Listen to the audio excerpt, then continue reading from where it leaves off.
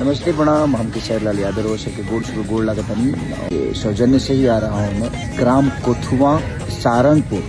तो 31 मार्च 2026 को हम आवतनी तो रोगो लोग नहीं और तो दोस्तों अभी लगातार खेसारी लाल यादव का स्टेज प्रोग्राम होने वाला है, तो बताएंगे पूरी इन्फॉर्मेशन के साथ। सबसे पहले बता दूं 31 तारीख को खेसारी लाल यादव महाराजगंज में आने वाले हैं। कोथुआ किसी जगह का नाम है।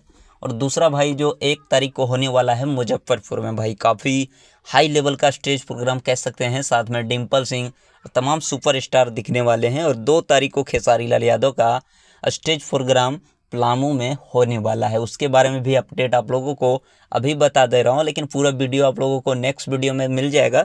जितने भी खेसारी लाल यादव के फैंस हैं, आप लोग अभी तक फॉलो नहीं किए तो कर लीजिएगा। खेसारी लाल यादव के हर एक अपडेट आप लोगों को सबसे पहले देखने को मिलेगा। मिलते हैं फिर नेक्स्ट वीडियो में। थैंक्स फॉर वॉचिंग दोस्तों। इस वीडियो को एकदम खूब शेयर कर दीजिए आशीर्वाद लेने कोथुआ में। तो आइए बाबा का